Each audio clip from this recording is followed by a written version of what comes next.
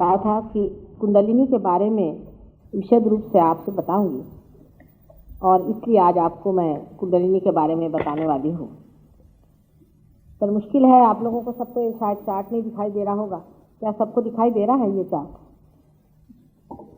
दिखाई दे रहा?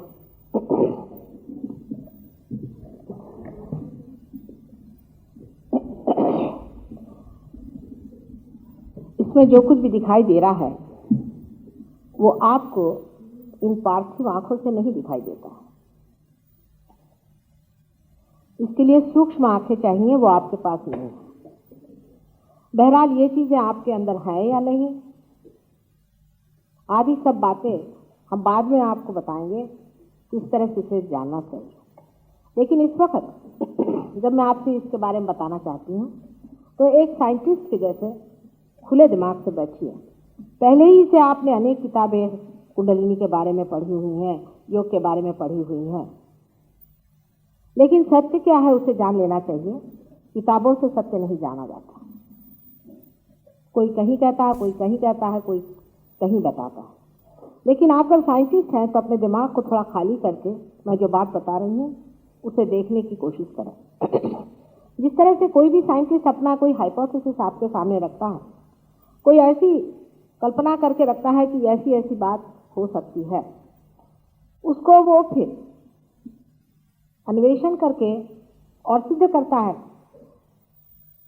प्रयोग करके एक्सपेरिमेंट्स के साथ सिद्ध कर देता है कि वो जो कह रहा है वो बात सिद्ध है। उसके बाद वो चीज एक कायदा हो जाती, लॉ हो जाता है। इसी प्रकार जब मैं आपसे इस कुंडलिनी के बारे में बताऊंगी तो आप लोग ये मत सोचें कि आपने फलानी किताब पढ़ी है इसलिए माता जी ऐसी बात क्यों कह रहे हैं। किसी किताब को पढ़ करके आप उस किताब के लेखक तो नहीं हो जाते, पर लोग मुझसे ऐसा झगड़ा करते हैं मानो वो उस किताब के लेखक ही नहीं, किंतु वो सब कुछ उस कुंडलिनी के बारे में जानते हैं जो कुछ उन्होंने पढ़ा हुआ। कृपया आप अपने दिमाग को थोड़ा खुला रखें और मैं जो कुछ आपको कुंडलिनी के बारे में बता रही हूँ उसके और इस तरह से नजर करें कि शायद ये बात भी सही हो, इसे सुन लेना चाहिए।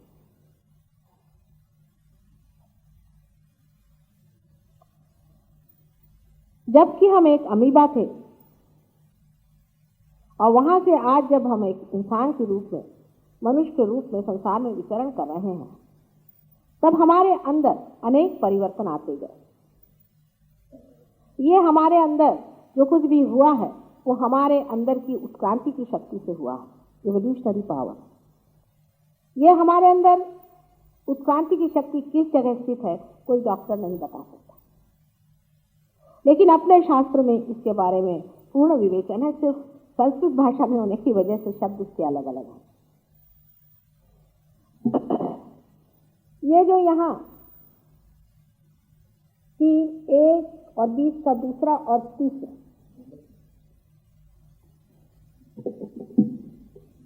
मार्ग दिखाया गया है, जिसे कि चैनल कहना चाहिए, उसे नाड़ी कहते हैं संस्कृत भाषाओं में। उसमें से जो लेफ्ट साइड में हृदय के पास में नाड़ी है इसे ईड़ा नाड़ी कहते हैं, जो बीच में है उसे सुषुम्ना कहते हैं और जो राइट साइड में है उसे पिंगला कहते हैं। इस प्रकार 3 नाड़ियां हमारे यहाँ अंदर दौड़ती हैं जो कि गुप्त हैं, अंडर करंट्स हैं, और जिससे हमारे अंदर लेफ्ट और राइट सिंपैथेटिक नर्वस सिस्टम और बीच में पैरासिम्पैथेटिक सिस्टम नाम की व्यवस्था हो जाती है। ये तीनों ही संस्थाएं ऑटोनॉमस के नाम से जानी जाती है, ऑटोनॉमस नर्वस सिस्टम। अब अगर डॉक्टरों से पूछो कि ऑटो का तो मतलब होता है स्वयं चालित, और ये स्वयं कौन है तो डॉक्टर नहीं बता सकते कि ये स्वयं कौन है। वो भी बहुत प्रामाणिक है, वो कहते भाई इसके मामले में हम नहीं बता सकते, इससे आगे हम नहीं जा सकते। हाँ, ये जानते हैं कि इस तरह की संस्थाएं हमारे अंदर कार्यान्वित है, वे किस प्रकार है, कैसे काम करती है, इस मामले में हम ज्यादा नहीं बता सकते।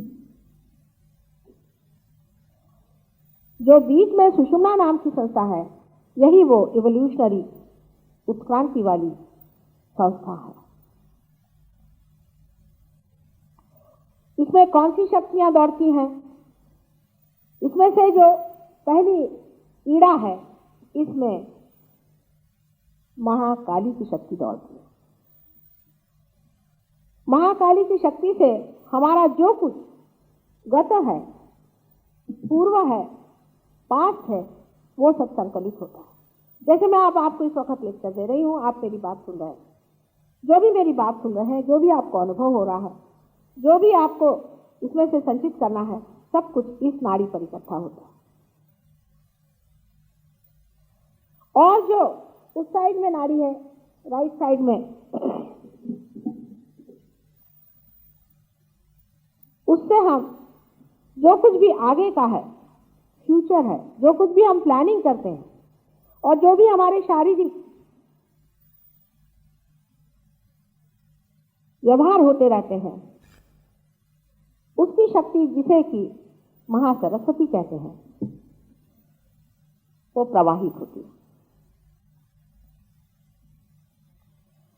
लेफ्ट वाली नाड़ी में हमारा अस्तित्व है, उसी के कारण हमारा अस्तित्व है। इसीलिए इस नाड़ी को यह भी कहा जाता है कि इसी से हमारा विध्वंस भी हो सकता है। जिस नाड़ी से हमारा अस्तित्व है, उसी से हमारा विध्वंस भी हो सकता है, हम खत्म भी हो सकते हैं।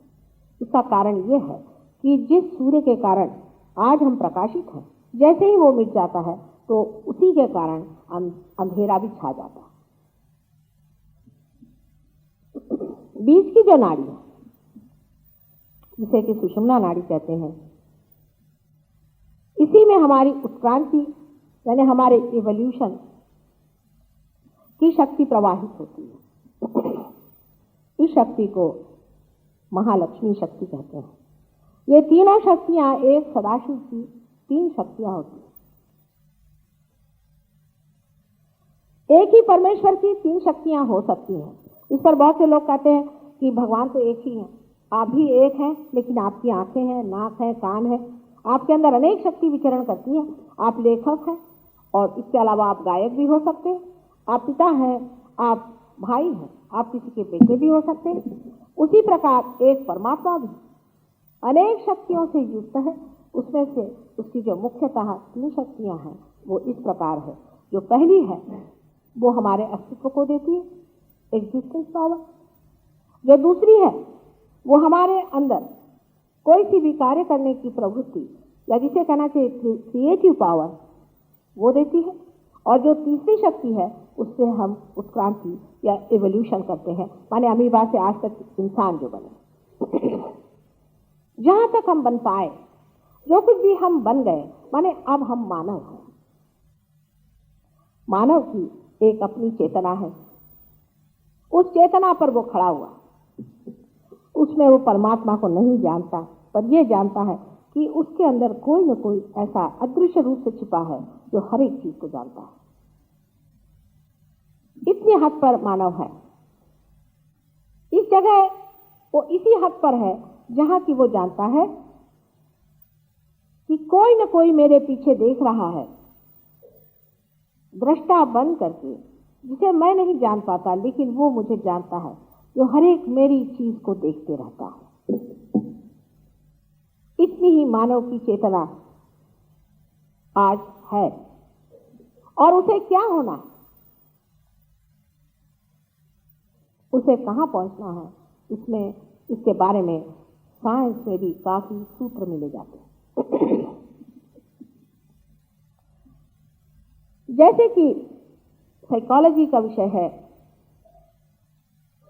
जिसमें यूंग नाम के एक बड़े भरे साइकोलॉजिस्ट हो गए, जिसको फ्राइड ने पहले शिक्षा दी थी, पर उन्होंने बाद में फ्राइड की सारी ही थियोरीज को बिल्कुल ही नाकामयाब कर दिया, कह दिया बिल्कुल बेकार चीजें।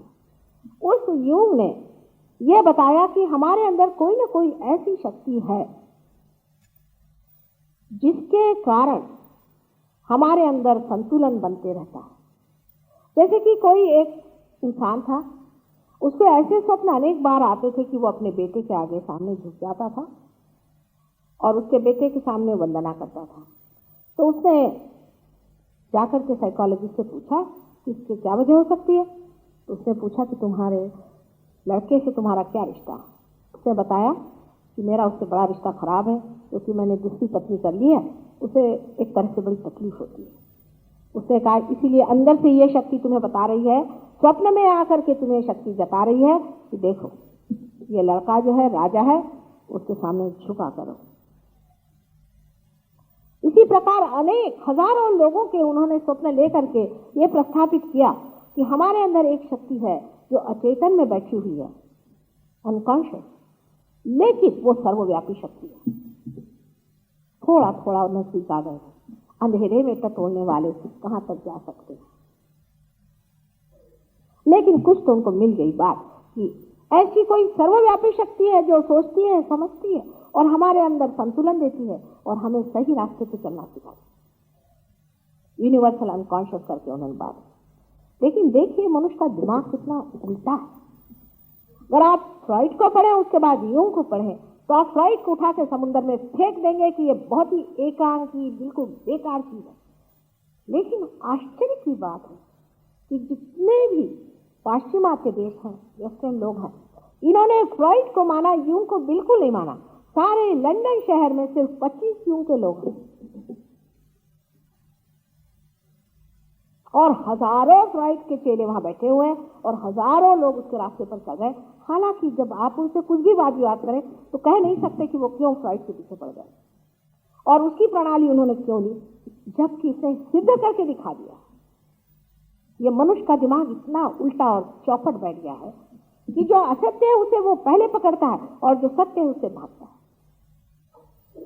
वो ये नहीं जानता कि सत्य ही सारा सुख का साधन है और सत्य से ही आपका आनंद प्रस्थापित हो सकता है और किसी भी झूठे चीज के पीछे लगने से अंत में आप अत्यंत हानि पर पहुंचेंगे।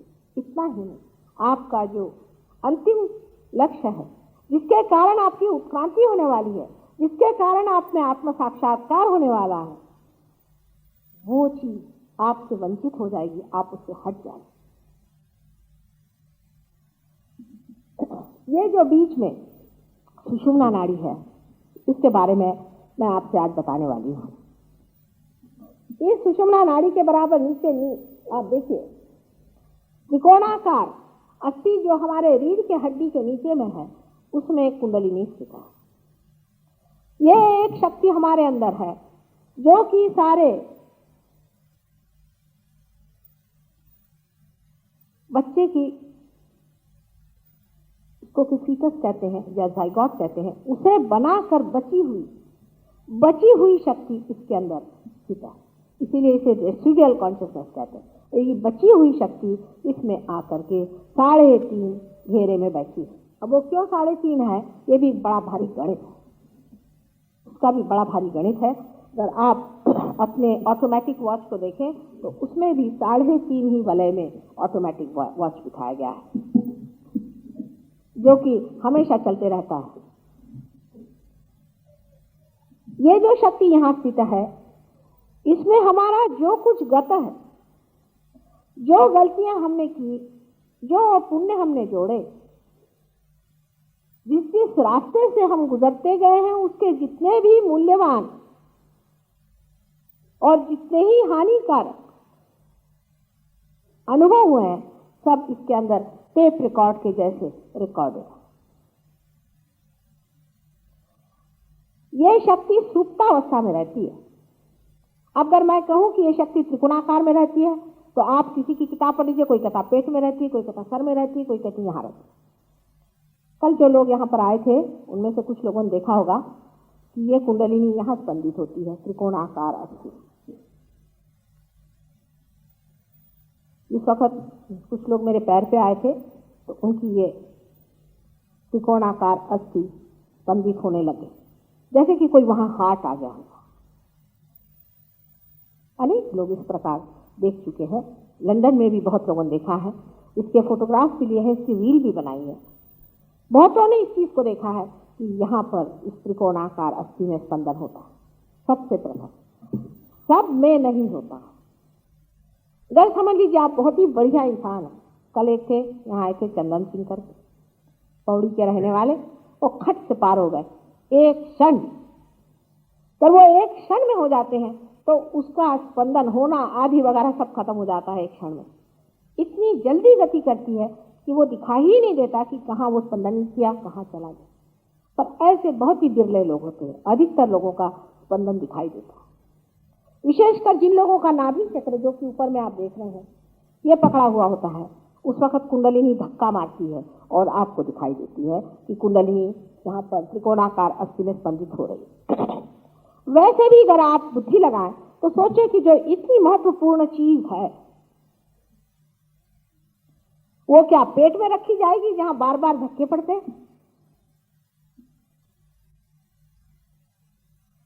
ऐसी जगह रीढ़ की हड्डी में रखी जाएगी जहां वो सुरक्षित रहे और जिसके बाद कोई सा भी ऐसा उसमें से तंतु न निकल पाए जिसके कारण वो दुख उठाए। और वो चीज हमारे यहाँ त्रिकोणाकार अस्थि बनेगी। दूसरी बात ऐसी भी सोचनी चाहिए कि त्रिकोणाकार अस्थि हमारे अंदर क्यों बनाई। साइंस में कोई ये नहीं पूछता कि ये क्यों है, पृथ्वी के अंदर में ऐसी शक्ति क्यों है जो हमें आकर्षण करती है। ये सवाल साइंस में पूछने का अधिकार नहीं है कि आप पूछे क्यों।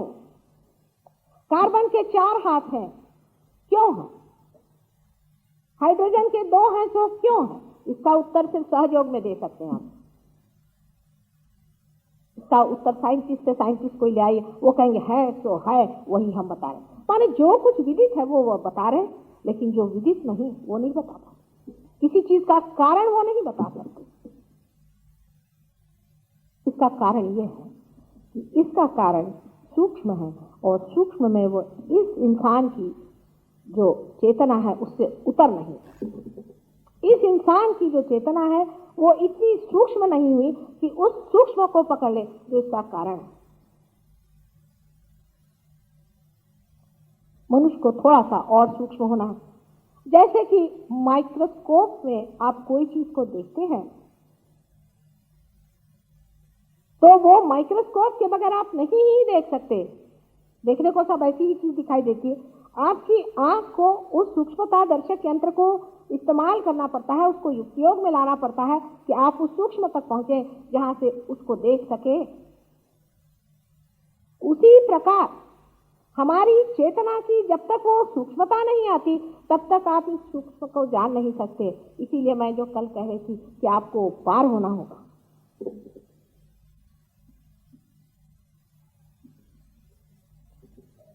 ये जो त्रिकोणाकार अस्थि में कुंडलिनी बैठी हुई है, ये आपकी स्वयं मां।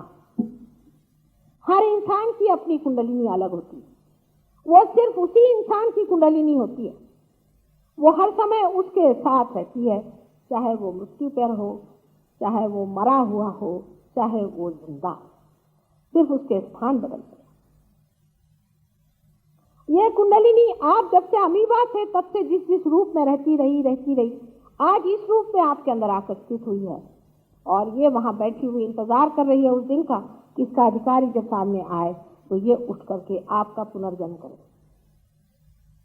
यही कुंडलिनी आपको पुनर्जन्म देते हैं, जिसके लिए कहा जाता है कि आप द्विज हैं। आपका जन्म 2 बार हुआ। पहले आप अंडे थे और अंडे से आप मुर्गी जैसे हो जाते हैं। ऐसा कहा जाता है कि पक्षी को भी कहा जाता है कि वो द्विज है, जो 2 बार जन्म पाए वो द्विज कहते हैं। वही ब्राह्मण होता है जिसने ब्रह्म को जान लिया। ब्रह्म उसी सूक्ष्म शक्ति का नाम है जिसकी मैं बात कर रही हूँ, वो ब्राह्मण है। जन्म से कोई ब्राह्मण हो ही नहीं सकता। अगर कोई सोचता हो कि जन्म से वो ब्राह्मण है तो वो गलत फहमी में है। किसी ने मुझसे यहां तक कहा, मैंने गीता उता पढ़ी नहीं है, लेकिन किसी ने मुझसे कहा कि गीता में लिखा है माता जी कि आप जन्म से ब्राह्मण होते। मैंने कहा कैसे हो सकता है? जिसने लिखा वो कौन था? व्यास। किसका लड़का था? उसकी मां कौन थी? उनकी तो शादी भी नहीं हुई थी। जब उसने ऐसा लिख दिया तो औरों का क्या कहना जो ऐसा पढ़ते? वो ऐसा कभी लिख ही नहीं कर सकता है क्योंकि वो बहुत बड़ा इंसान था। वो झूठ बात क्यों लिखेगा? इस तरह से बहुत से लोग अपने को सोचते थे कि हम ब्राह्मण हो गए, अति उच्च हो गए। जिसने ब्रह्म को खोजा वही ब्राह्मण होता है, और जो ब्रह्म के और नजर रखता है वही इस योग्य होता है जिसे पूजा जाए और बड़ा किया जाए। उसी को लोग संत कहकर पुकारते हैं। फिर वो साईनाथ हो जिसने कि मुसलमान के घर में जन्म लिया हो, चाहे ईसा मसीह हो जिसने कि जू के घर में जन्म लिया था, और वो चाहे ज़ोरास्टर हो जो ईरान में पैदा हुआ था। इस तरह की फालतू की जाति पाति की कल्पना बना करके हमने देश का इतना नाश करके रखा हुआ। जो राज्य करता है वो ब्राह्मण कैसे हो सकता है?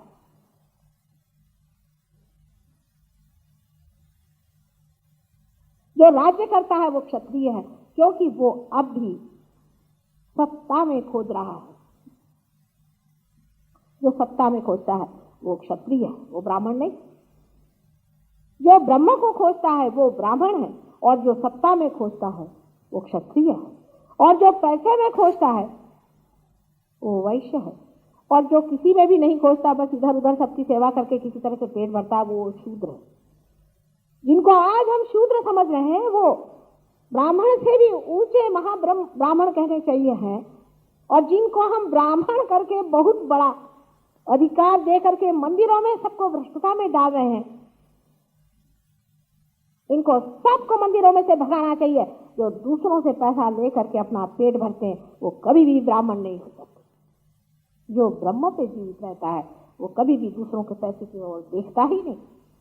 उसकी उपजीविका अपनी रहती है, और वो ब्रह्म कर्म में इसलिए लीन रहता है कि उसमें मस्ती होती है, उसके मजे में रहते। आज तक आपने सुना है कि गुरु नानक ने कभी किसी से रुपया पैसा लेकर के अपना पेट भरा था?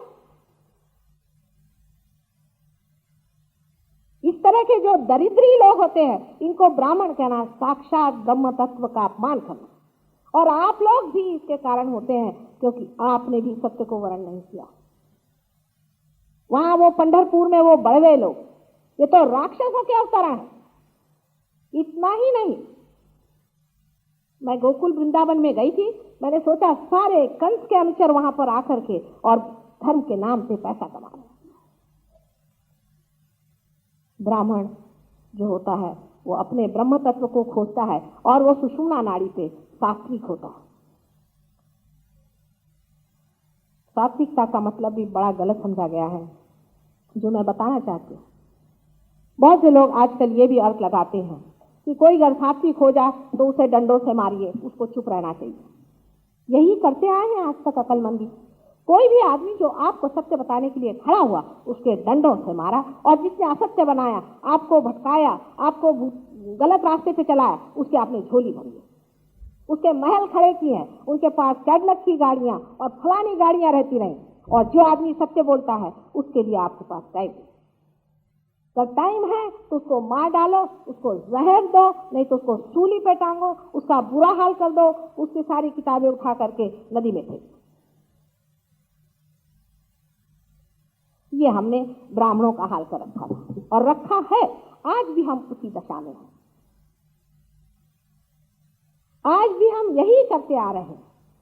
अच्छा, अगर इधर से इस चीज से अगर छूटे, धर्मांधता को लेकर के छूटे, तो हम जब दूसरी साइड में जाते हैं, अब यही आप देख लीजिए, ये जो लेफ्ट साइड है इससे आदमी की धर्मांधता बनती है। तो राइट साइड में आता है कि छोड़ो इस सब चीज को, भगवान नहीं, कुछ नहीं, सब कुछ छोड़ करके हम साइंस की ओर बढ़ रहे हैं। वो अपनी राइट साइड है। लेफ्ट साइड से आदमी अपने इमोशंस को बनाता है, अपनी भावनाओं को बनाता है। अपने देश में लोग भावनात्मक हैं, ज्यादा अधिक हैं। अपना बच्चा, अपना बेटा, अपना घर, अपनी पत्नी, ये सब विचार है। कुटुंब व्यवस्था अच्छी है, लेकिन राजकीय व्यवस्था खत्म। प्रदेश में राजकीय व्यवस्था अच्छी है, इकोनॉमिक व्यवस्था अच्छी है, लेकिन कुटुंब व्यवस्था एकदम खत्म। उनकी राइट साइड जगी हुई है और हमारी लेफ्ट साइड। इन दोनों के बीचों बीच जो सुषुम्ना नाड़ी है उसे पाने का, लेकिन उसमें पाना बहुत मुश्किल है। उसमें चढ़ना बहुत मुश्किल है, क्योंकि आप देख रहे हैं कि वो बीच में कटी हुई है। जैसे कि 3 सीढ़ियां हैं, एक लेफ्ट में, एक राइट में और एक बीच में है जो अधूरी है।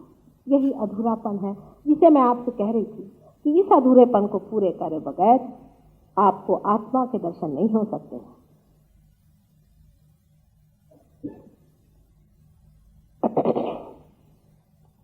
अब इसे हमारे साइंटिफिक लैंग्वेज में मैंने आपसे कहा था कि लेफ्ट और राइट सिंपैथेटिक नर्वस सिस्टम कहते हैं। इसे नहीं कहते हैं, ये तो अंतर्हित अंडर करंट्स है, लेकिन इससे जो मैनिफेस्टेड है बाहर, उसे कहते हैं। और बीच वाली को पैरासिम्पैथेटिक नर्वस सिस्टम कहते हैं।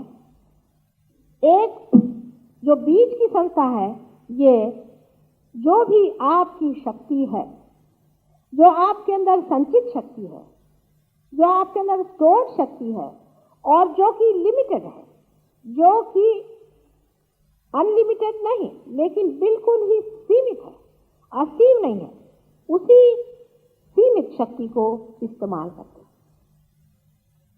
जैसे समझ लीजिए कि मेरे हाथ में मैं दिखा रही हूं आपसे,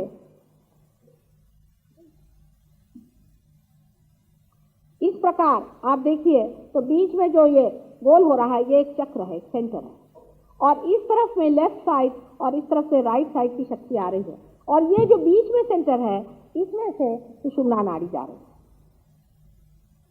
इसके बीचों बीच इस प्रकार यहां हमारे अंदर 7 मंजिल बने हुए हैं।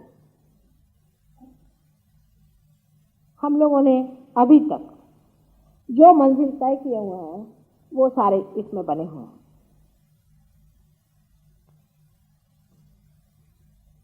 ये कुंडलिनी शक्ति जो नीचे में है, इसको इन्हीं मंजिलों से गुजर के जाना है। इन मंजिलों को चक्र कहा जाता है। हर एक मंजिल पर एक एक चक्र है। जब इनको चक्र कहते हैं तो लोगों को लगता है मां क्या कह रही है, पर इसी को अगर मैं कहूं कि इन्हीं चक्रों से हमारे अंदर दूसरे प्लेक्ससेस बनते हैं, जिनके नाम डॉक्टर लोग जानते हैं, और उसके बारे में हमारे किताब में आप अगर पढ़ें तो विशद तरीके से बताया गया है उनके क्या नाम है और वो क्या क्या कार्य करते हैं। अब जो ये बीच की शक्ति है, ये शक्ति हमारे अंदर कितनी प्रस्थापित हुई है उसे पहले देखना चाहिए, और आगे क्या होने वाली है उसे भी देखना चाहिए। जब हम जानवर से मनुष्य हुए तो आखिरी चीज हमने की कि हमने अपनी गर्दन उठा ली, बीचों बीच आ गए। पृथ्वी से हमने अपनी गर्दन ऊपर उठा ली और बीचों बीच अपनी गर्दन को ले लिया। इस दशा में हम जानवर से मनुष्य की दशा में आ गए, बाह्यता, बाहर से। लेकिन अंदर से हमारे अंदर कितनी बातें आई हैं इसका अंदाज आप नहीं लगा सकते। सबसे तो पहली चीज हमारे अंदर यह आई कि हमने ये जाना कि मनुष्य के अंदर कोई न कोई ऐसी शक्ति है जो उसको सस्टेन करती है, जो उसको पालती है, पोसती है, सस्टेनेंस पावर, और जिसके कारण मनुष्य मनुष्य कहलाता है। जैसे सोना है, वो इसलिए सोना कहलाता है कि वो खराब नहीं होता। उसी प्रकार मनुष्य वो होता है जिसके अंदर ये धर्म, 10 धर्म जो बनाए गए हैं वो स्थित होते हैं। जिस मनुष्य के अंदर ये 10 धर्म स्थित नहीं होते वो अभी अधूरा है।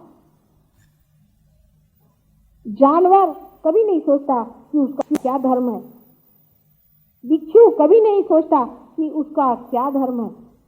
हम इसके बारे में सोच सकते हैं और समझ सकते हैं कि हमारा धर्म क्या।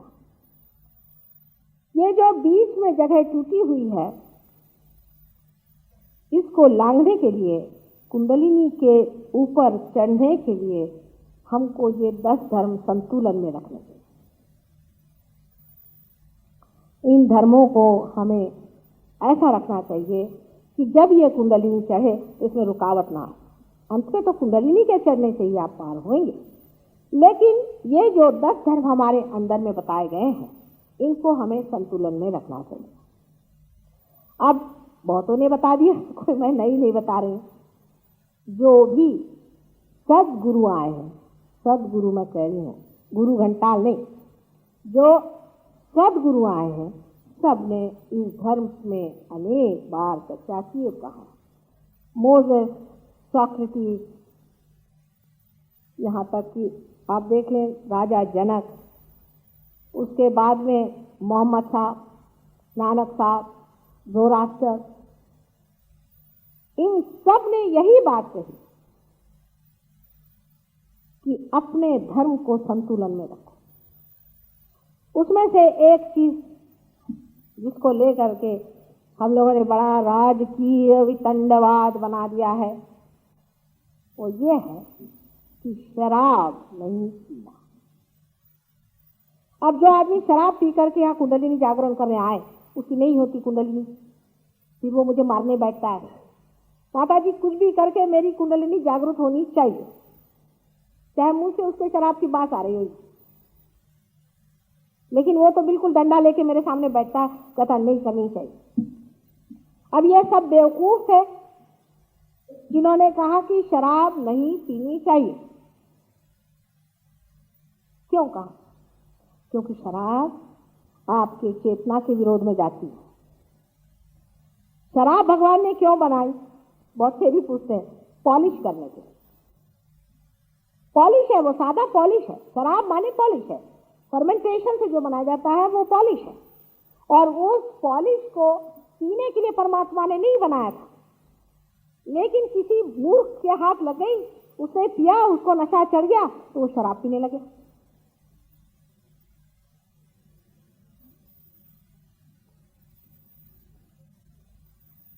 जब आपकी कुंडलिनी जागृत होकर के नाभि चक्र को भेजती है, फिर मुश्किल है शराब पीना, मुझे कहना नहीं पड़ता, अपने आप। अच्छा, अब साइंटिफिकली बताऊं शराब में क्या होता है।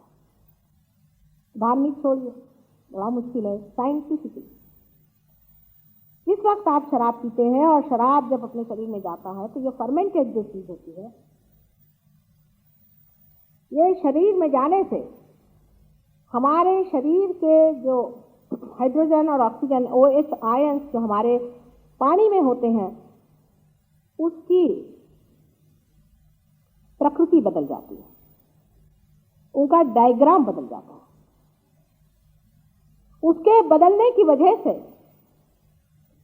हमारे शरीर में जहां पर भी शराब पहुंचती, जैसे लिवर खासकर खराब हो जाता है, लिवर में जब शराब पहुंचती है तो वहां क्या माहौल बदल जाता है, वहां का वातावरण बदल जाता है कि वहां की जो OH की जो हाइड्रोजन ऑक्सीजन का जो आयन होता है पानी के अंदर, वो इस तरह से बदल जाता है कि जितनी भी गर्मी होती है लिवर की, उसे वो नहीं ले पाता और लिवर में गर्मी बढ़ती जाती है और वो पानी में नहीं बहती। शराबी आदमी के कभी टेम्परेचर नहीं आता, उसके लिवर में गर्मी हो जाती है। हम लोग अगर हाथ रखें तो मां जलता है हाथ, उसके लिवर में हाथ रखने से, पर उसको नहीं पता चलता क्योंकि उसके शरीर में गर्मी नहीं आती, गर्मी वहीं एकत्रित उस ऑर्गन में होने लग जाती। कैंसर पेशेंट के भी ऐसा ही होता है। कैंसर में भी यही OH आयन जो है वो इस तरह से अपने को बदल लेता है कि वो अपनी गर्मी को अपने अंदर से वहन नहीं करता, इसलिए वो खून में गर्मी नहीं आती, इसलिए आपके टेम्परेचर नहीं आता। कैंसर पेशेंट को कभी भी बुखार नहीं आता, अगर आ जाए सर्दी वर्दी से, पर कैंसर से नहीं आएगा।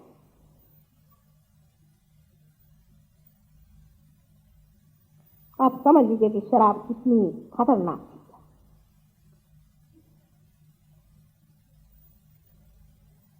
और जब ये चीज आपके अंदर घटित होती है तो आपका जो ऑर्गन जिसमें की गर्मी इकट्ठी हो जाती है वो इस कदर तप्त हो जाता है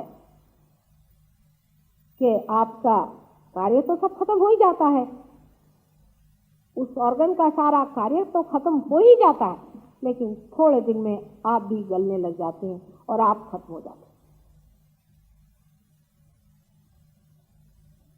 लेकिन आपको उसकी गर्मी जो महसूस नहीं होती है, इसलिए आप उसको पीते ही रहते हैं। उसकी कोई तकलीफ नहीं होती और उसका मजाक आते रहता है, तो आप उसी चक्कर में घूमते रहते हैं और इसी कारण ये चीज बनती जाती है। अंत में जाकर के जब हालत बहुत खराब हो जाती है, तब पता हुआ कि किसी रास्ते के किनारे पड़े हुए हैं बड़े भारी साहब, कोई नेता साहब थे, वो औंधा पड़े हुए हैं किसी नाली के अंदर में। लोग कहते हैं चलो शराबी था मर खत्म कर, पर तो भी थोडं घेतलं तर चालेल का माताजी?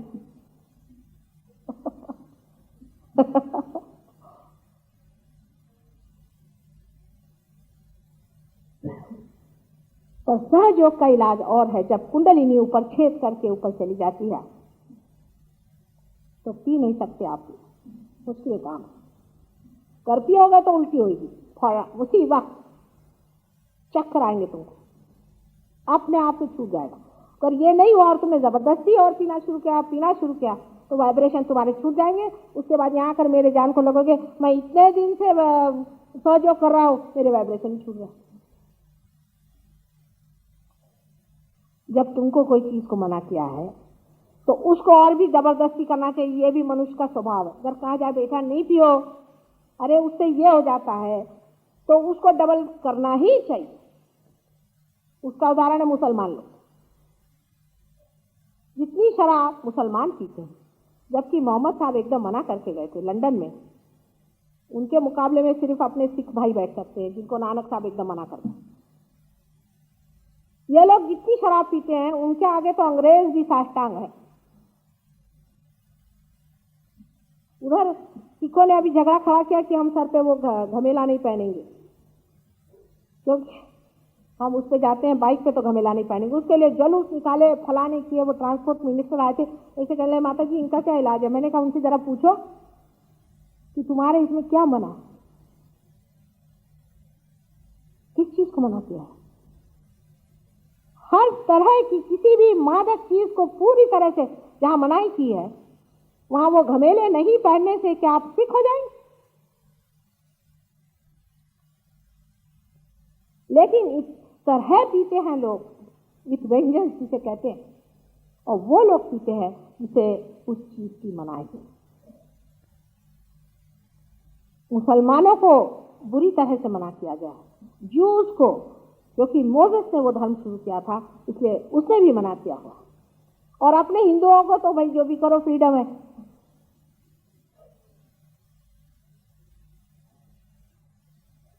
तो मुझे एक साहब कहने लगे कि सोमरस पीते थे देवता। मैंने कहा क्या वो राक्षस थे क्या जो शराब पीते थे? उसका नाम मदिरा है, सोमरस नहीं। किसने बताया कि सोमरस का मतलब शराब है? किस हिसाब से लगाया आपने? सोम का मतलब होता है चंद्रमा, और चंद्रमा यही चंद्र नाड़ी को कहते हैं जो लेफ्ट साइड में है, और इसका रस क्या है? यही जो आपके हाथ से बह रहा है, इसका नाम सोमरस हो गया।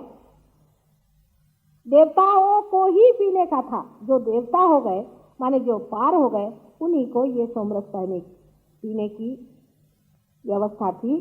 और जो अश्विनी कुमार जो वैद्य थे, उनके लिए तक मनाही थी कि तुम नहीं से लो, क्योंकि तुम वैद्य हो, तुम बिजनेस करते हो, तुम अपने दवाइयां बेचते हो, तो तुम्हें नहीं मिल सकता। उसका अर्थ उन्होंने ये लगाया कि पहले देवता लोग शराब पीते थे, तो भगवान ने बचा रखे, संसार का काम कैसे होगा? सब लोग स्ट्राइक पे ही चले जाएंगे। देवता लोग कोई हमारे जैसे पागल नहीं है, वो लोग जीवित अत्यंत विशेष व्यक्तियां हैं जो इन चक्रों में स्थित हैं। मनुष्य अपने दिमाग से ही देवता भी बना लेते हैं और उनको भी अपने जैसा बना लेते हैं। कम से कम हिंदुस्तान में इतना ज्यादा नहीं किया है, किया तो सब कुछ, लेकिन चला नहीं, किसी ने माना नहीं। पर ग्रीक भगवान को देखिए तो उन्होंने सबके नमूने बना के रखे हैं। उन्होंने सोचा देवता ही को ऐसे बना दो तो हमारा जो सारा कारोबार है वो आराम से चलते रहेगा। हम कहते थे देवता ही पीते हैं, देवताओं ने ये धंधे करें तो हमें क्या हर्जा। इसीलिए मैं कहती हूँ ये भारत भूमि एक योग भूमि है। कितना भी आदमी गधा बन जाए लेकिन इसकी धुरी नहीं बिगड़ती। आदमी ये समझते रहता है कि ये मूर्खता है, हालांकि मैं मूर्खता की बात कर रहा हूं, पर ये मूर्खता। पर परदेश में लोग मूर्खता करते हैं और सोचते हैं बहुत ही उन्होंने अकल की बात की। तब मुझे समझ में नहीं आता है कि उनसे कैसे बताना चाहिए कि इसे मूर्खता हम लोग समझते हैं। हाँ, कर लेते हैं, यहाँ से जो अंग्रेज बनने जाते हैं थोड़ा बहुत करते हैं, लेकिन वो जानते हैं कि ये मूर्खता है। ये जो हमारे अंदर 10 धर्म बताए हैं उसके बारे में मैं अधिक नहीं बताऊंगी, लेकिन बाइबल में इसे 10 कमांडमेंट्स कहते हैं। अपने यहाँ भी गांधी जी ने 11 व्रत बताए हैं। उसमें से एक व्रत उन्होंने कहा स्वदेशी उन्होंने जरूर लगाया था। उस जमाने में स्वदेशी पहनने की बहुत जरूरत थी। उन्होंने कहा था स्वदेश में जो बनता है उसको पहनो, इसलिए वो 11 व्रत उन्होंने बनाए थे। वही 10 व्रत है, वही 10 व्रत अनेक बार बताए गए और कोई भी कठिन नहीं है, सबसे आसान है। अब शराब पीना है तो कोई सोपा काम थोड़ी ना है, बड़ी महंगाड़ा काम है साहब, और इतनी आफत है उसकी मैं आपसे बता नहीं सकती। हम जब यहाँ मुंबई में रहते थे तो हमने तो साहब से मना किया था कि घर में कोई आए चाहे उसको शराब देना ही नहीं, हमारे बस का नहीं, हमारी हालत खराब हो जाती शराब से देख के। तो कहने लगे कि हाँ ठीक है। जब लंदन गए तो कहने लगे कि यहाँ तो सब डिप्लोमैट्स आएंगे, तो मैंने कहा एक कमरा इन शराबी कबाबियों के लिए बना दो, उसमें शराब रखो। आपको आश्चर्य होगा कि शराब के सिर्फ वो जो टम्बलर्स आते हैं वही कोई 1000 पाउंड के खरीदने पड़े, उसके ही नमूने होते हैं, फिर उसका सर दर्द होता है, फिर उसकी आफत, फिर कोई शराब पी ले तो कभी कोई ऐसा खींचता है हाथ तो कोई ऐसा खींचता है, शेक हैंड करना मुश्किल। यानी जो सबसे कठिन चीज है उसको हम लोग सोचते हैं कि बहुत ही आसान है, और जो सबसे आसान है कि पियो ही नहीं सारे प्रॉब्लम था। पी करके क्या मिलता है ये मेरी आज तक समझ में नहीं आया। किसी दिन आप लोग इधर आकर के, मैं उधर बैठूंगी, मुझे समझाइएगा। इसी प्रकार सिगरेट के लिए मना। तंबाकू क्या है? इंसेक्टिसाइड है, इंसेक्ट को मारने की बीमारी दवा, इंसेक्टिसाइड। अब आपको विश्वास नहीं होगा, मैं गंटूर गई उस साल, मैंने सबसे कहा कि तंबाकू यहाँ काय को लगा के रखी है तुमने?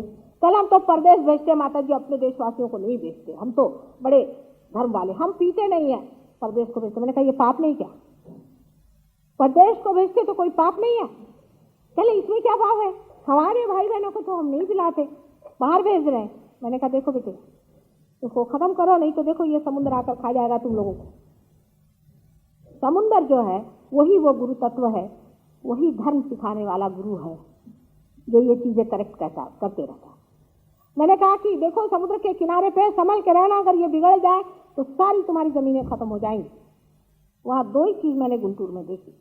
एक तो देखा कि बुरी तरह से वहां ये इसके लगाए हुए थे तंबाकू के पेड़ हर जगह, और इसके किनारे पर कुछ आदिवासी लोग बैठे हुए थे और वो खूब काली विद्या और दुनिया भर की विद्याएं करते बैठे हुए।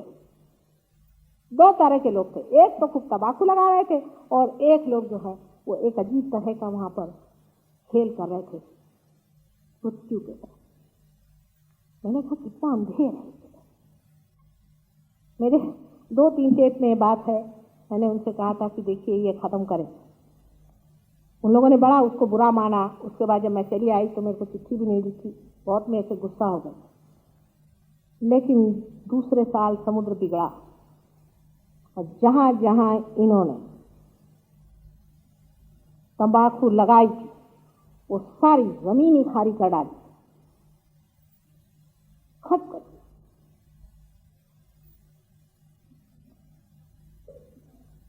कोई इंसेक्टिसाइड अगर स्मोक करे, उसको धुआं ले अंदर, तो क्या होता है? धर्म में पहले देखें, यह स्थान जो विशुद्धि का है आज देखिए बहुत कम लोग खास रहे हैं, आपने इस बात को नहीं नजर किया, कल बहुत खास रहे। ये जो विशुद्धि का स्थान है, जहाँ श्री कृष्ण साक्षात विराजते हैं, जहाँ हमने गर्दन उठाई तब हमने ये जाना कि हम कोई बड़े भारी विराट के एक अंग प्रत्यंग आए। इस जगह, इस विशुद्धि चक्र पे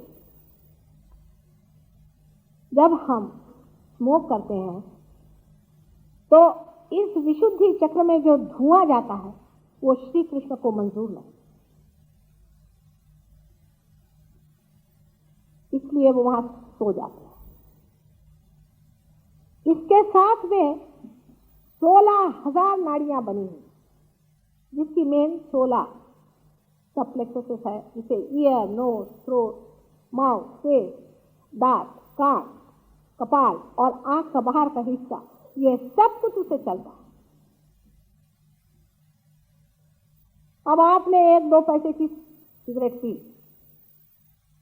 उससे वहां श्री कृष्ण नाराज हुए और आपकी सारा ही चेहरा बदल गया, सारे ही मुंह की रौनक बदल गई, सारा मुंह का तेज उतर गया, आंखें धुंधला गई, सब तरह की तकलीफें एक इस 2 पैसे के सिगरेट से हो सकती है।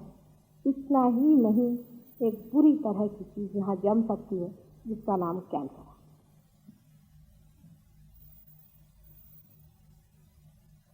एक तरह से कैंसर के आने से भी अच्छा ही हुआ कि लोग जागरूक हो गए।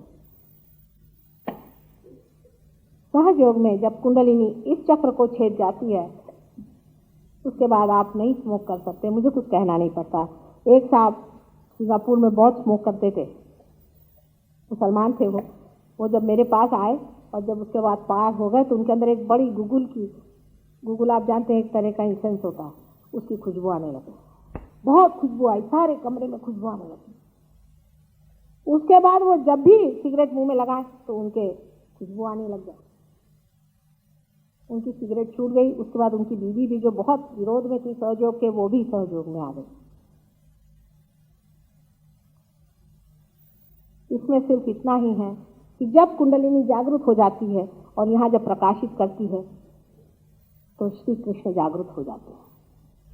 और फिर उसके बाद अगर कोई सिगरेट पीने की कोशिश करे तो सुदर्शन चक्र चलाते हैं फिर अपना।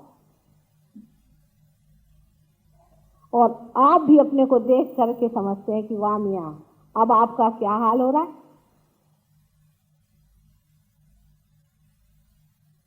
मैंने आपको अभी बताया है कि ये जो नाभि चक्र है ये आपको सस्टेनेंस देता है, उत्क्रांति की शक्ति देता है, और इसमें श्री विष्णु जी का स्थान है।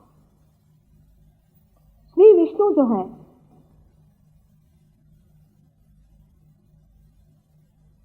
वो हमारे अंदर सस्टेनेंस देते हैं। विष्णु जी कोई हिंदुओं के मुसलमानों के भगवान नहीं, वो परमात्मा का वो स्वरूप है जिसके कारण हमारे अंदर उत्क्रांति होती है और उनका स्थान यहाँ पर नाभि चक्र में होता है।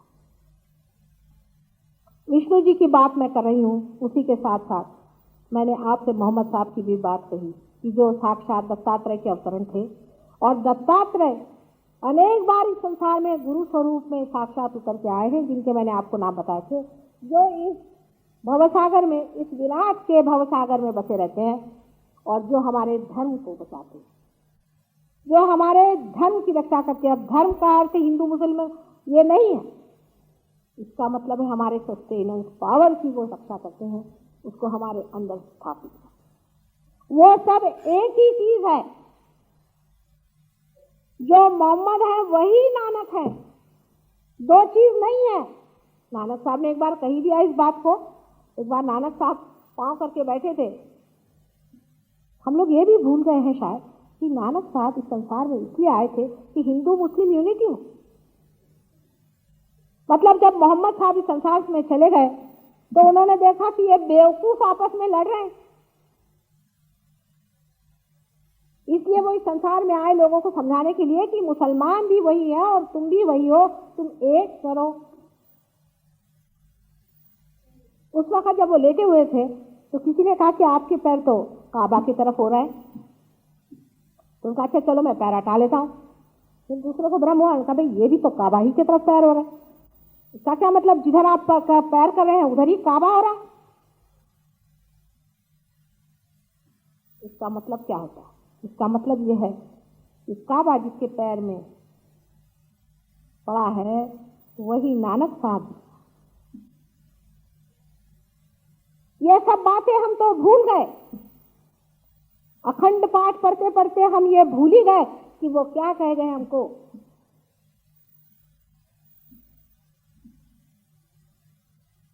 अब उनकी सबकी हालत ठीक होने वाली जो अपने को मुसलमान कहते।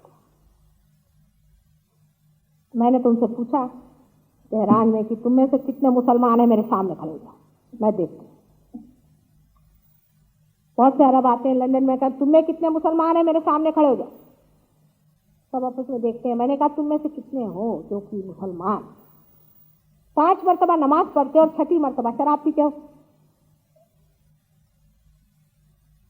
ये जो शक्ति, धारणा शक्ति हमारे अंदर इन गुरुओं ने दी, जो हमारे पेट के अंदर में स्थित है।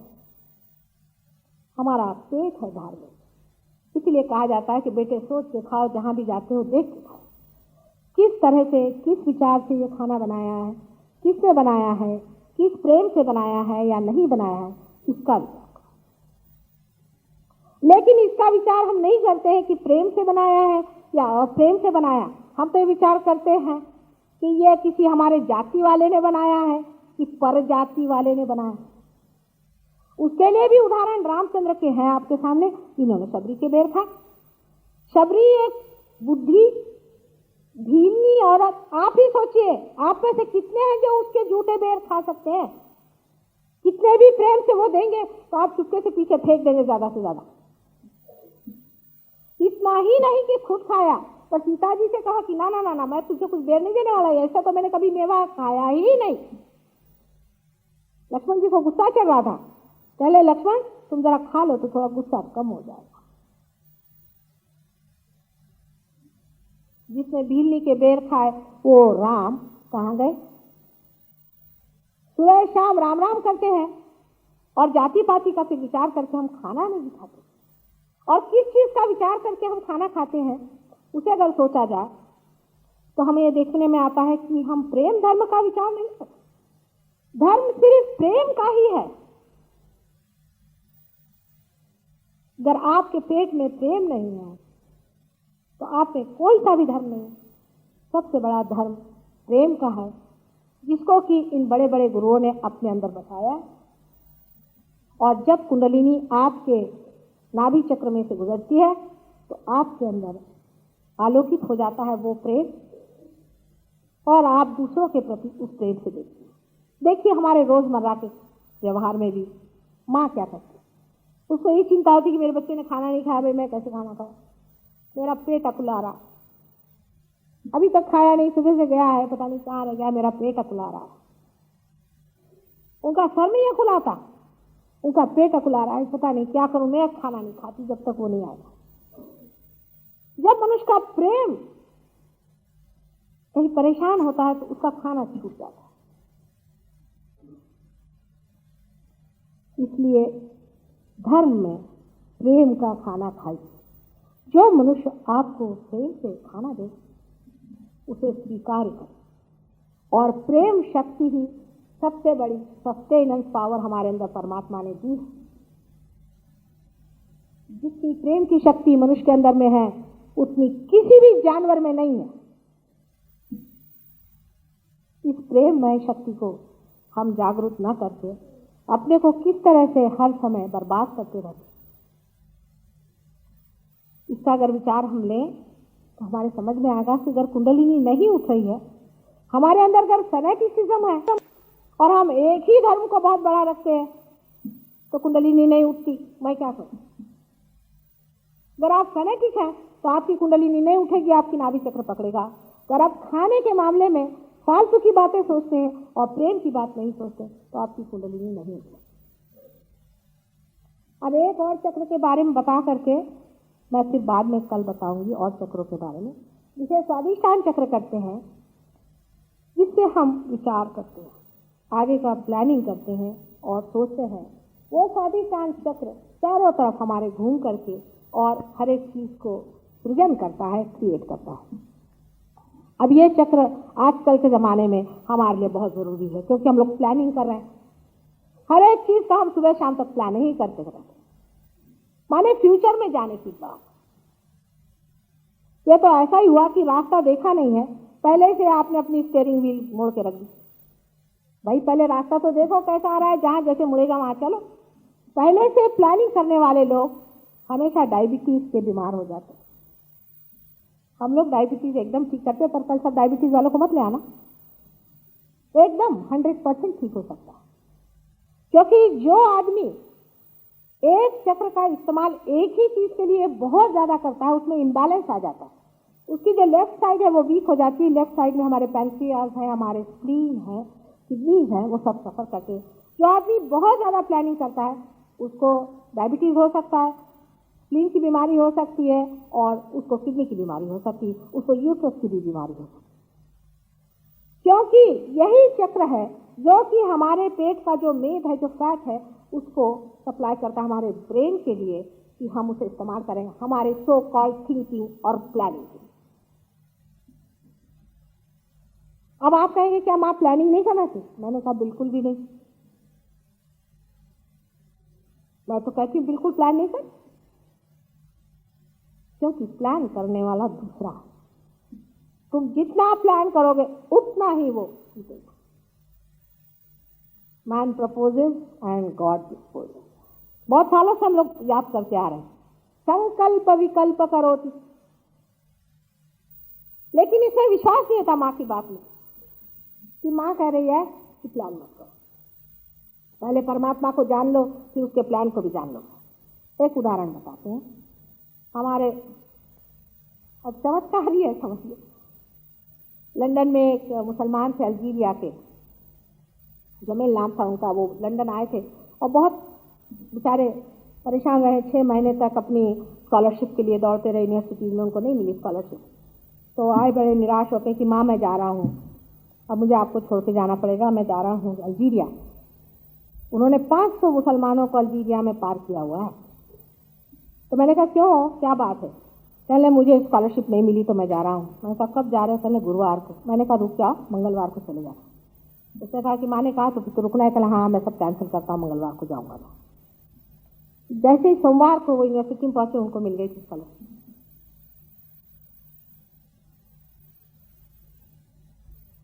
दूसरे एक साहब हैं गविन ब्राउन, वो आने वाले हैं अभी, आप उनसे पूछेगा।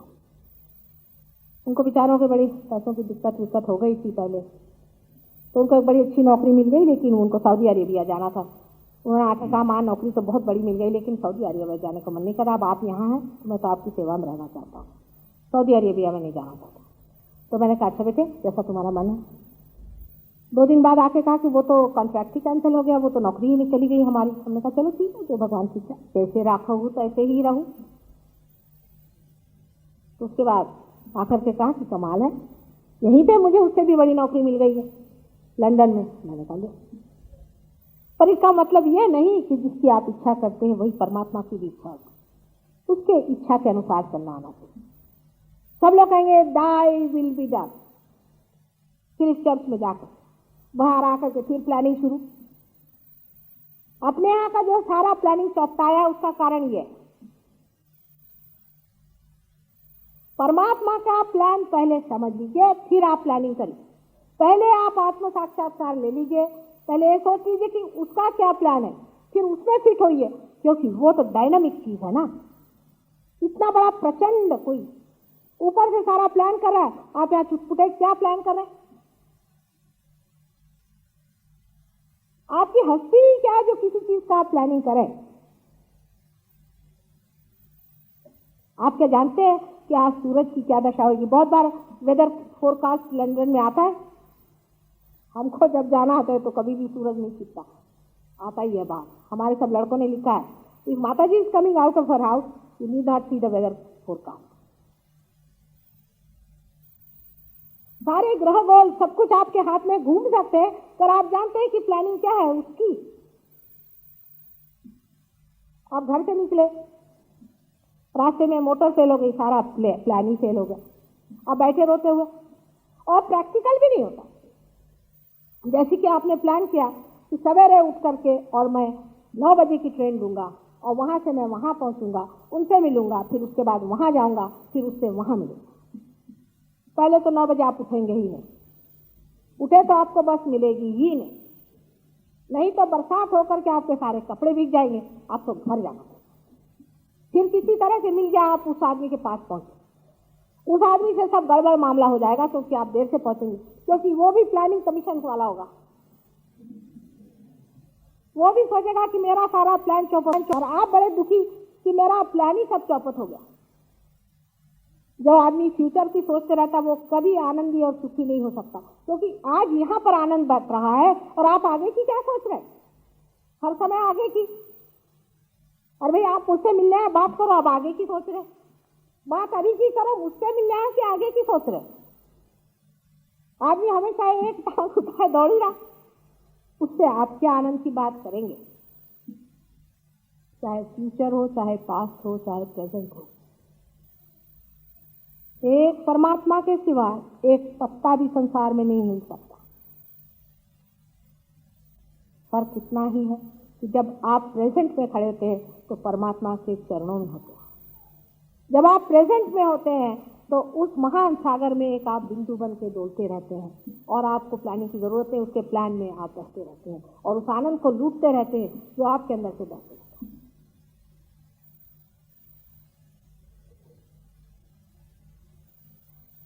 प्लानिंग करने में दिमाग खराब करने वाले लोग बहुत ही ड्राई हो जाते हैं, इतने ड्राई हो जाते हैं कि बगैर शराब पिए उनकी ड्राइनेस जाती है। इतना प्लानिंग कर करके भी क्या किया? शराब के गुत्ते खोले, सुसाइड के इंतजाम करें। बहुत से लोग मुझे कहते हैं कि एक चीज अच्छी है लंदन में कि अब ऊंचे ऊंचे घर बन रहे हैं। मैंने कहा क्यों? कम से कम ऊपर से कूदेंगे तो डेफिनेटली मरेंगे। तो मैं कहती हूँ कि इन लोगों को सुबह से शाम अपने मरने ही की पड़ी हुई कि हम कैसे मरेंगे, और हमको तो मरने का कोई व्यवस्था रखनी ही चाहिए। सारा प्लानिंग इसलिए कि मरना कैसे, क्योंकि जीने का प्लानिंग तो वो बनाता है और तुम लोग रात दिन अपने मरने का प्लानिंग बनाते रहते। लेकिन कहने से नहीं होगा कि तुम भगवान पे छोड़ो।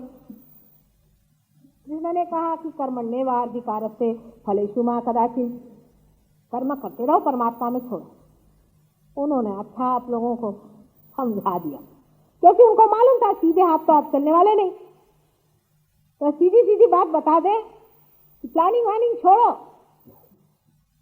पार हो जाओ। उसके बाद ही आपके हाथ से जो कर्म होता है वो बहता है, अकर्म में आप हो ही जाते हैं, क्योंकि आप एक हॉलो पर्सनालिटी। आपके अंदर से जो भी काम होता है आप कहते हैं ये हो रहा है, ये जा रहा है, ये बन रहा है। आप ये नहीं कहते कि मैं कर रहा हूं, मेरे हाथ से हो रहा है। वो दशा आनी चाहिए, उसके लिए उन्होंने दूसरे ही चैप्टर में बता दिया था, लेकिन फिर लोगों ने कहा कि फिर कर्मयोग बताओ। कहा हाँ कर्म जरूर करो, लेकिन फल परमात्मा पे रखो, वो हो ही नहीं सकता। एब्सर्ड बात कह करके बेवकूफ बनाया, क्योंकि बेवकूफ बनाए बगैर आप लोग ठिकाने नहीं आते। ये बाप का स्टाइल है। जब बाप देखता है कि लड़का कोई बात नहीं सुनता तो क्या करता? जब अर्जुन को देखा कि इतना मीडियोकर है तो उन्होंने उल्टी बात को समझा करके उसको सीधा करने की कोशिश की। जैसे कि सामने में आपका घोड़ा है तो ठीक है आप गाड़ी को हाँको, पर घोड़ा तो पीछे में है, तो वो कहते हैं कि घोड़ा आगे लाओ। तो अर्जुन पूछता है कि तुम तो मुझसे कह रहे हो कि स्वयं को पालो, जान लो, और फिर मुझे युद्ध में जाने को कह रहे हो। तब ये समझ गए ये सीधी कीर नहीं है, टेढ़ी कीर है। उन्होंने कहा अच्छा ठीक है ठीक है ठीक है, तुम घोड़े को पीछे रहने दो, मारते रहो इसको, लेकिन चित्त घोड़े पे रखो। हो ही नहीं सकता। ये लोग बहुत से मुझे आके कहते हैं माँ हम तो सिर्फ कर्म करते हैं और फल भगवान से रहते हैं। मैंने कहा बेटी कैसे हो सकता है, क्योंकि अभी तो तुम अपने ईगो से ही काम कर रहे हो। जब तक तुम पार नहीं होगे, जब तक कुंडलिनी छेद करके ऊपर नहीं जाएगी, तब तक तुम्हारा ईगो हटेगा ही नहीं। तुम्हारा चित्त ईगो से ही परिवर्तित होगा। और इसलिए जब तुम इस गलतफहमी में हो तो बड़े गलत हो। कोई भी आदमी इस गलतफहमी में न रहे। कृष्ण ने ही कहा कि अतिकर्मी जो है बेकार है। बहुत ज्यादा मारो धाड़ करने वाले लोग पार नहीं हो सकते और बहुत ज्यादा आलसी भी पार नहीं हो सकते। एक लेफ्ट साइड में, एक राइट साइड में, बीचों बीच आने की जरूरत है। और जहां लोग पार हो जाते हैं उस पर भी हर हालत लोग पार हो जाते हैं, लेकिन उसको मेंटेन करने के लिए आपको अपने को बैलेंस करना पड़ता है। वो किस प्रकार बैलेंस होता है और किस तरह से उसको साधना चाहिए, इसके बारे में मैं आपको कल और परसों भारतीय विद्या भवन में बताऊंगी। आज मैंने जो भी इतना बता सकी, क्योंकि बहुत विशद है ये विषय, इतना बताया है। और जो भी मैंने बात बताई है उस बात का पड़ताला आप ले सकते हैं। आप खुद देख सकते हैं कि मैंने बात जो बताई वो सही है या नहीं, या 16 आने सही है या नहीं। इसको बताने से मेरा कोई भी लाभ नहीं होने वाला, सिर्फ आपके लाभ के लिए और आपके साक्षात्कार के लिए बात बताई है कि कभी कभी अगर कुंडली ऊपर न चढ़े तो कोई घबराने की बात नहीं। कोई न कोई दोष किसी प्रकार का आपके अंदर हो गया होगा, जिसको कि हटाने की कोशिश की जाएगी और आप पार हो जाएंगे। अब फिर से थोड़े बहुत प्रश्न पूछे, बहुत ज्यादा नहीं। कल आपने बहुत ज्यादा प्रश्न पूछे, इसलिए टाइम जरा ज्यादा हो गया था। थोड़ा प्रश्न पूछे। पार होने के लिए भी लोगों के पास टाइम नहीं, मुश्किल है तो ये है ना।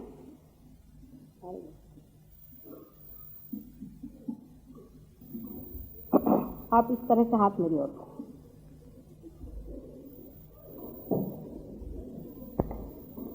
जिनको जाना हो वो जाए, जिनको पार होना हो वो बैठे। और अभी सेकंड शो सिनेमा जा रहे हो तो उसमें देर हो गई है।